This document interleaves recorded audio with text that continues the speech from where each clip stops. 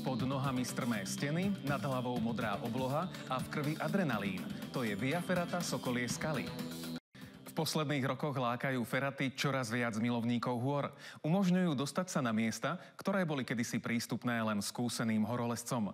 Ponúkajú kombináciu turistiky, lezenia, krásnych výhľadov aj adrenalínu.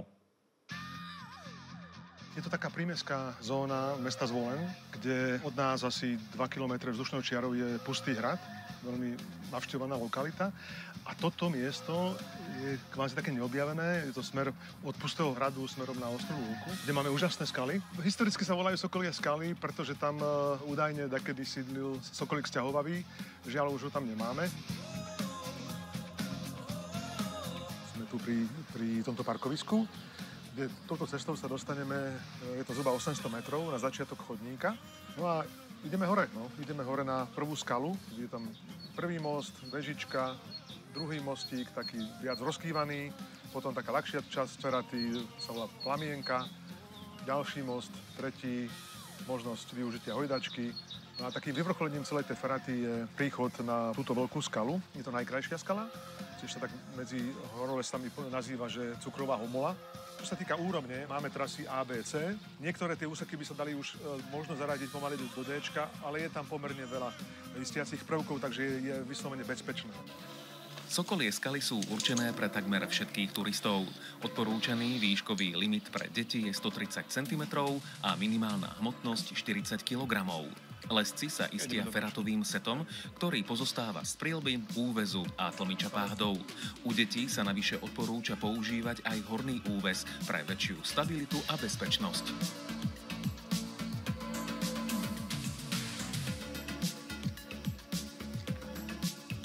Sme z chatovej osady Červený Medokyš. Je to 800 metrov, až presne sem. Trvá to tak do 15 minút. Tí ľudia vlastne prídu v začiatku chodníka, ktorý je tu po našej ľavej strane.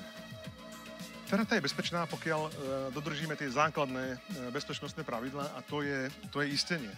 Preto tento set má v sebe takéto dve skoby. Keď sa pohybujeme po ferate, mali by byť obidve skoby naraz zapnuté.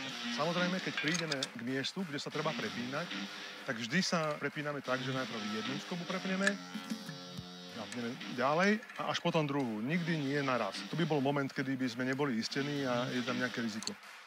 Hneď úvod Via Ferraty bol veľkolepý. Prešli sme takmer 100-metrovú trasu Kršiak s 55-metrovým prevýšením. Ide o najdlhší a najnáročnejší lezecký úsek. Ak sa z trasy Kršiak vyberiete vpravo, dostanete sa k mostu v korunách Javorov. Jeho prechod je dýchberúcim zážitkom. Miestami sa ocitnete aj 20 metrov nad zemou. Je to najdlhší most na celej ferate, má 48 metrov. A jeho takým vyústením je tu vežička, ktorá je zároveň takou vyhliadkovou vežou. Tento most je zaujímavý tým, že nie je v rovine, ale že stúpa. A preto je ten pocit, keď po ňom človek kráča, ako keby sa to tak inak hojdá, alebo ako keď je ten most v rovine. Ešte adrenalínovejší prechod zažijete na moste Sova. Každý stupienok je samostatne upevnený na lanách, čo spôsobuje istú nestabilitu. 16 metrov, ale z môjho pohľadu je ťažší na zdolanie ako ten prvý, lebo tá pochodná časť je taká rozkývaná, že v podstate musíte mať trošku aj v silu v nohách, preto je aj B kategórie, že nie každý si naň trúfne. On je krátky, ale dá zabrať. Aj hojdanie na hojdačke si vyžaduje istú dávku odvahy, no vďaka nej získate pomyselné krídla a zalietate si ako vták niekoľko metrov nad zemou.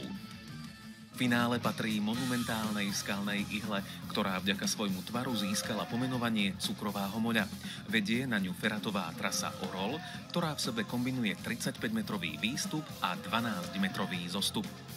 Je úžasná preto, lebo ten špic na vrchu je veľmi úzky a veľmi tenký a vojdu tam tak dvaja ľudia maximálne, ale netreba sa báť, je tam istenie, no a samozrejme je tam vrcholový kríž. Vrcholový kríž preto, lebo je to taký symbol toho, že sme niečo dokázali a že by sme mali mať pocit dobrý aj do seba, že sme to fyzicky dali.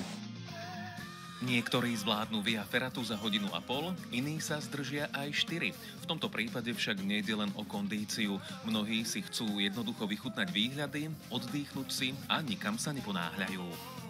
ten pocit šťastia, toho, že niečo človek dokázal a možno veľakrát je to aj o tom, že prekonaní toho svojho diskomfortu a dokázanie si, že veď to dám. To je aj ako život sám o sebe, že stále si nejak dokazujeme a dávame si svoje míľniky, svoje ciele a snažíme sa ich dobehnúť a realizovať. A jaká ferata je vlastne život v malom.